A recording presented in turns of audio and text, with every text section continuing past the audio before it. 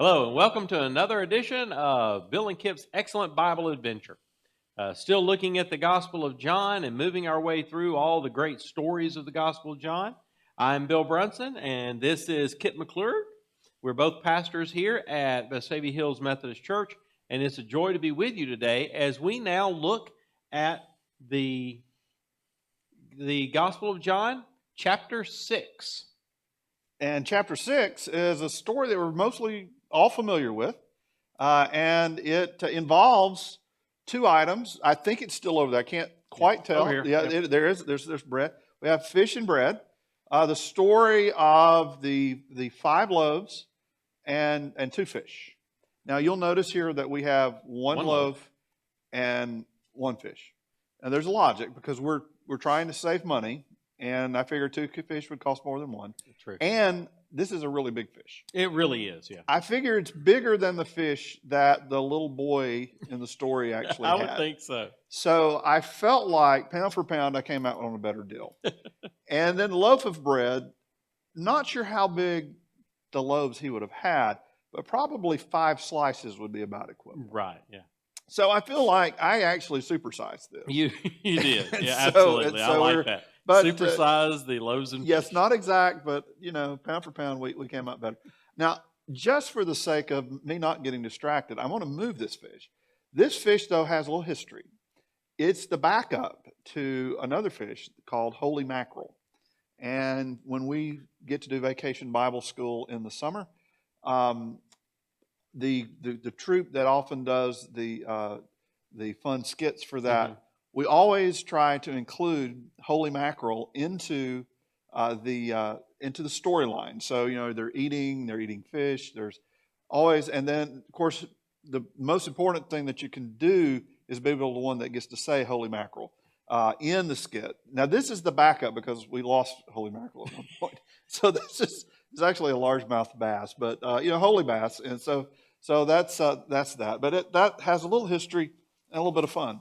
But our story today is one of a little boy who hears about Jesus and who follows Jesus into kind of the wilderness area, and there Jesus is teaching. Right. And the little boy is just in the crowd. Yeah. Large crowd of people, and everyone's there, and it's a great story because it's a moment with Jesus and the disciples that's absolutely fascinating. It's you wonder how long it took them to put together what they learned that day. Yeah. Now it took place in Israel, and I think we have a picture here from the site where we think this actually happened. Right. Above the Sea of Galilee, you have several churches that have been built have been built and then built on multiple times along the way. And so you have the site of the Chapel of the Beatitudes that is on the side of the hill. Then you have the site of the primacy of Peter that we'll get to at the end of the Gospel of John. And then you have the Church of the Multiplication.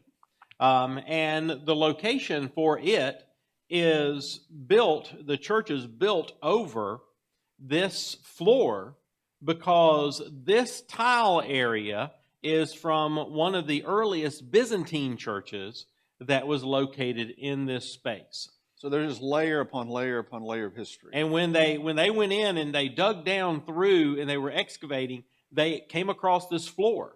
And that's when they realized this is why they built this church here. This is the site of the multiplication. So you have the basket and you have the fish, and you might not be able to make it out, but there's little loaves in the basket, and so you can still go there today. It's a beautiful chapel. So there they are. There's a crowd gathering, kind of out of the way. There's not a lot of restaurants open. No. The disciples feel somehow responsible that the crowd's here. They're getting hungry. We better do something. And so they go around kind of seeing what their assets are. Yeah, first they want Jesus to dismiss the crowd and send them off into the city to get food. He doesn't really like that. He says, you feed them.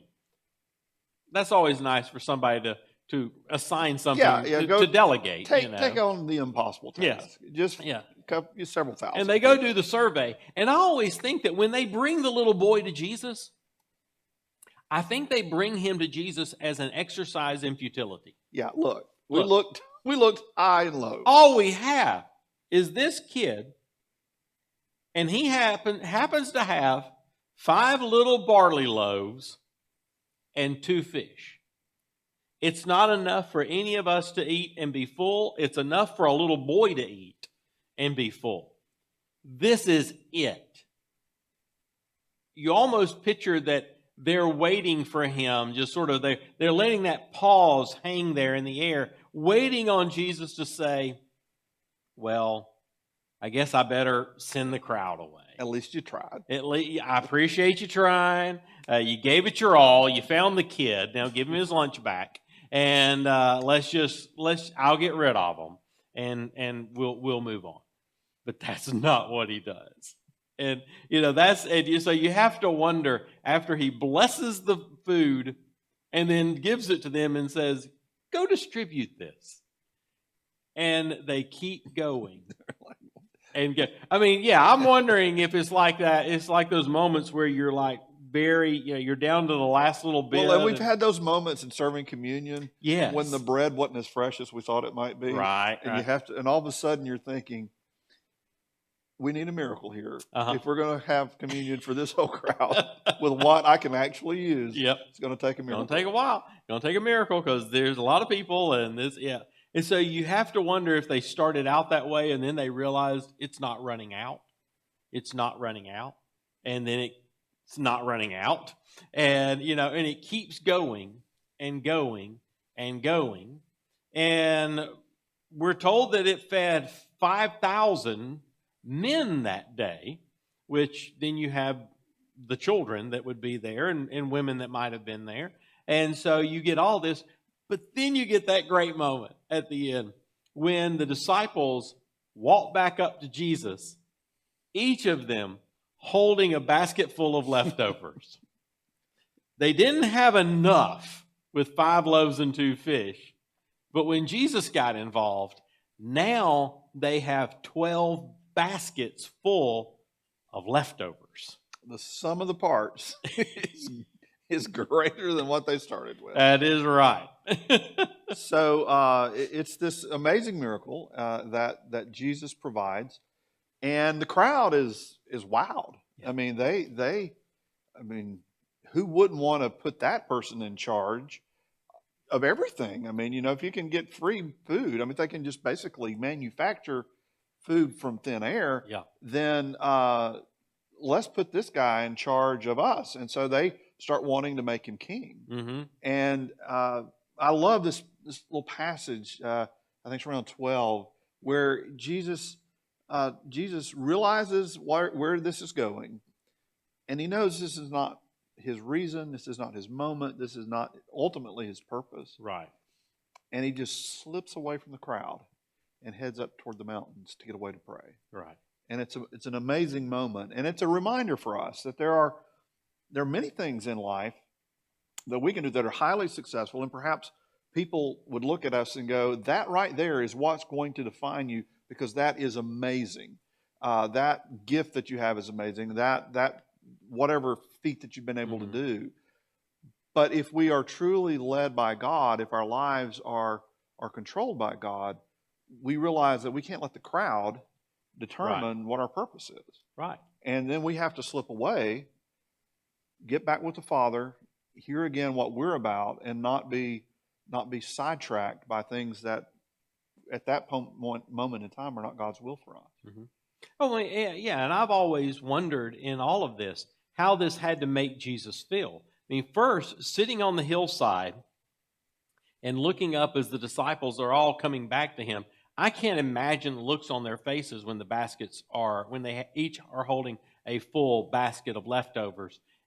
But I always imagine the look on Jesus' face in that moment where he has to be smiling. And he has to have some kind of twinkle in his eye that, you doubted me. You didn't think this was possible. You thought in terms of scarcity, And I don't think that way. Right. I right. think in terms of the greatness of God, the greatness of my Father, where anything is possible. And so, that the old song, "Little is much when God is in Right. it." Right. And that's what they experience. But when the people are coming at him, and I mean, this is a amazing moment, an amazing miracle. And then the people are coming at him, and they're wanting him to be their king, and he knows that Caesar is emperor of Rome and is the ruler technically of this land, and is not good. And he knows that the Herods are still in place, with Herod and Philip and others, and he knows that they're not good. And here are these people coming to him wanting him to be their king. You have to wonder if the human side of him, if how that fed his ego, Sure. his sin, because it had to feel good in that moment, but it wasn't the ultimate good. It wasn't what he was here for. It wasn't what would define him. It's not his purpose.